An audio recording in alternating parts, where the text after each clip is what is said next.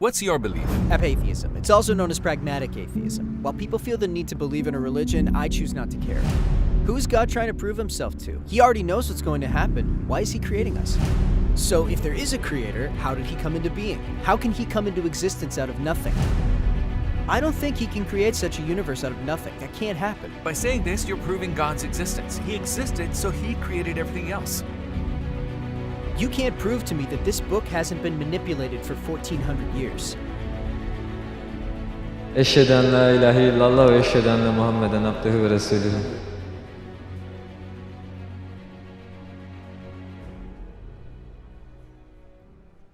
Is it okay if we post this on YouTube? Sure, you can post it anywhere. What's your belief? Atheism. It's also known as pragmatic atheism. So in general, where some people feel the need to have a religion, I choose not to care. During high school, I started doing a lot of research. First, I leaned towards agnosticism because you can't be sure.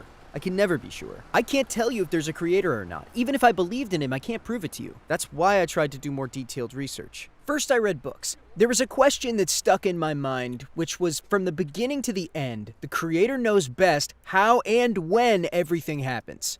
Then why is he creating us, even though he already knows everything? I tried to think about this. I also asked this question to the Muslim sheikhs I know. They gave me answers, but when the answers didn't satisfy me, I said, could there be a problem? So what happened? Your opinions changed. That was my starting point. Then, as other questions arose, I said it's confusing and it makes life difficult. Well, I'm going to ask you this sincerely. Of course. What would make you change your mind and revert? Let me put it this way. I've been in this mindset for 2 years, and I'm not entirely sure that anything can change my mind. What I'm curious about is whether you can explain it to me, logically or not. If you give a logical explanation, I will think about it again.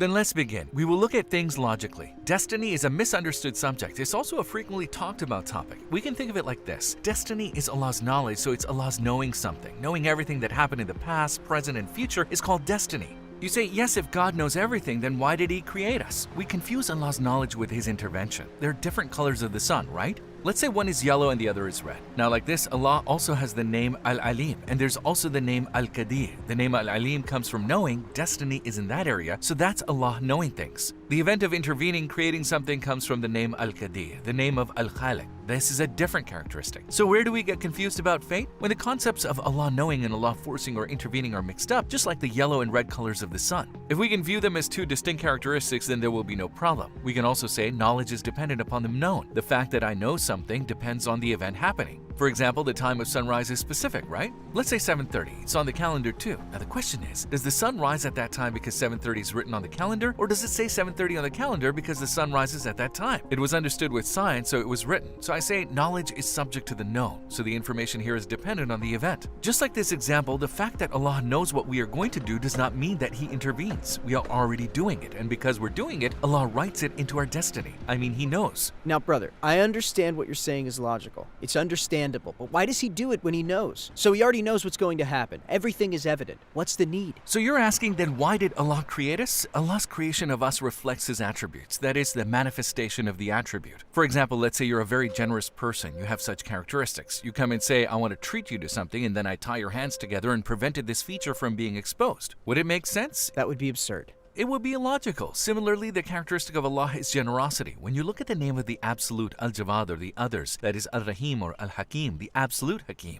that is the characteristic of doing the most logical thing, the most beneficial thing in all he does. What's the other feature? The Absolute, Jawad, generosity, infinite generosity. Now, Allah wanted to bring people out of nothing into existence, to reveal beings, to create them, and to offer them his generosity and reward them. He offers his blessing in eternal life, just as he offers them in this short time on earth. Now, as we said, it is not wise to prevent someone's generosity, and it didn't make sense because the trait of generosity wants to be exposed. Allah also brought us into existence from nothing because he has the name of generosity. Allah could not have created us all, which was an option, so then why did Allah create us? We said the Almighty does the most logical, most beneficial thing in everything. This means that he chose to bring people into existence from non-existence, then to provide, doing the most logical and beneficial thing for many reasons because this is the reflection of his attributes. But let me ask you something. Who is Allah trying to prove himself to? Because only he knows these attributes as only he exists. The real beauty is here, you know? Because, for example, we try to prove ourselves to each other, right?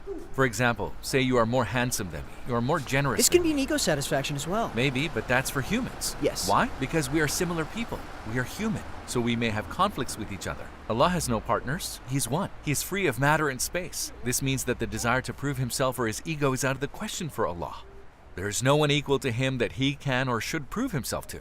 He is at the peak according to religion. Nothing is superior to him. He's like no other. Yeah. It's like us being arrogant and proud towards the cameras or the bags. That would be silly. Just like that, the concept of ego cannot be valid for him. What we see is the characteristic being revealed. For example, if we see mother's love for a baby, she caresses her head and loves her while she's asleep. Now, is the mother doing it because she needs it, or is she doing it because she loves the baby? She does it because she loves the baby. So Allah does not create us because He needs us. He creates us because He loves us. Who gave that affection to the mother anyway? The source of compassion is Allah Himself. This also isn't a need. The relationship between a mother and a son and a servant in God is not the same. Not the same, but similar in terms of mercy, because the source of mercy is Allah. For us to know that Allah is merciful, He has created mercy in the universe. He has given us the feeling of generosity so that we can know that He is generous. He gives us the ability to make comparisons, you see? Based on this comparison, you find Him. That is the purpose of being created, finding the Creator with comparisons. Can I ask you two different questions? My first question is that God's existence has no beginning, but humanity has a beginning. I mean, there is an endless time until the existence of humanity. So why does He create people after all that time to show that generosity? The concept we call time begins with the universe. So, what is it? You've probably heard of the Big Bang Theory? The starting point of time and space, the concept we call time begins with the Big Bang. Time is a system related to the movement of matter that started with the universe. Time coexists with the universe, so we should say the one who created the universe and time is naturally before time and before the universe. Inherently, it is irrelevant in the sense that it does not resemble the one He created because He is the creator of time. Just as the person who makes a phone is not included in the rules, for example, there is a lock on the phone. Will the person who made the phone be included in that feature? When you lock your phone, does it get locked as well? No. He doesn't, right? Because the rules apply only to the phone. Similarly, Allah created the universe and integrated concepts such as time and space into the universe. Allah is independent of time. For someone free of time, concepts such as waiting, either a long or a short period of time, are not valid. Naturally, there's no concept of time for God. You know, something can't exist out of nothing, brother. For example, in the palm of my hand, even if it seems like nothing, there are atom particles. I don't think He can create such a universe out of nothing when He has nothing. In fact, by saying this, you are proving Allah's existence, because you say there can be no such thing as nothing. There was Him. He created everything. Just like you said, I have air particles in my hand. There are particles even though we can't see them. We live in the material world, but the one we are talking about is free of matter. He's the one who reveals matter. He is free of time. He's the one who created time. He's not dependent on matter, so this means He is such a being without it. You said something cannot come out of nothing. This is true for material, so this idea actually clearly shows the existence of Allah, because material cannot arise by itself out of nothingness. Certainly, a will is required for the one who chooses to create matter. Since there is a creator, okay? If this creator can create everything, how did this creator come into existence? How can something exist out of nothing? Great question. Okay, let's do it like this then. Say I have a glass of water in my hand, okay? If I spill a glass of water on you, you'll get wet, right? Why? Water makes you wet, but when water is poured over water, the water does not wet the water. Why? Because it is already wet. The water can't get wet. It doesn't affect that what is already wet, but it wets what is dry. The main issue here is your body getting wet is temporary, which is later affected. Similarly, Allah's creation is unique. Allah creates, He creates matter, the material was created later, and the source of the material is Allah. Then we will say that the outside does not influence Allah's creation because His creation is unique in His way. Just as water does not get wet under the influence of the outside, the creation of Allah is essential. The outside does not influence it, but Allah creates it. Since there are no concepts such as before and after, where there's no concept of time, asking about the past such as who created God is a contradiction, because whereas there's no concept of time, there is no past. Obviously, for a being who has no beginning and no end, asking who created him is unreasonable. Well, brother, I would like to ask you a question. The Bible, Torah, Psalter are believed to have been changed. Yes. The Quran was revealed to the Prophet Muhammad 1400 years ago. Even though it was compiled very precisely, you can't prove to me that this book hasn't changed for 1400 years. Now we need to present proof here to be able to say that the Quran has changed. You made a claim and you need to be able to prove Look, it. I didn't say it has changed, don't get me wrong, but I didn't say it hasn't changed either. Okay, cool. Then this is how we know. The fact that all the Qur'ans are the same when you go to any mosque in any country is proof that the Qur'an has not changed. When I am reading the Qur'an I get from a mosque here, and when I go inside a mosque in England and get a Qur'an, they are the same. They are identical, word for word. There is not a single difference. The fact that they're all exactly the same is proof that the Qur'an has not been changed. If someone made the slightest change, it would cause a lot of fragmentation. Firstly, because it would have a domino effect. But the fact that there is no difference is proof that it hasn't changed. In addition, the second evidence is that even now there are millions of Hafiz, millions memorizing the Quran from beginning to end. And a lot of people have adopted this idea. 1400 years later, even in this period, millions of people memorize it. Therefore, what does the continuation of memorization show us? It shows us that the Quran was memorized and brought to the present day this way. At the University of Birmingham in England, they found a Quran. They did a carbon-14 test on it and found that it dates back to the time of Uthman. For about 13 centuries, it has been read somewhere. Exactly the same every time, even when published on the internet. Even when we look at it, we can see that the Quran is literally one and the same. Let me put it this way, brother. When you think about it, there are points that one finds logical, but there are also points that they find unreasonable. Falling into this contradiction makes you say, what should I do? Is it reasonable to turn away from religion just because my mind couldn't quite understand the concept? Here's how you do it. Keep researching from inside. Think of a palace with 100 doors and you open one. Even if there are closed doors, meaning points that you don't understand, it doesn't stop you from going inside. Just one door is enough. I will repeat it. Let's continue our search through the palace. I mean, brother, your words are very appealing.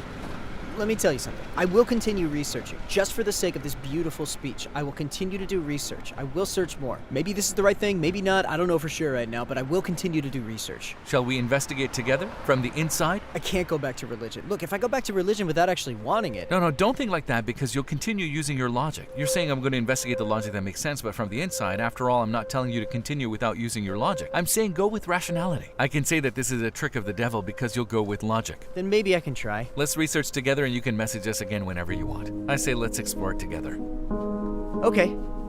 Okay, man. Great. Do you remember the Shahada? Let's go. Eşhedü en la ilahe illallah ve eşhedü enne Muhammeden abduhu ve resulühü.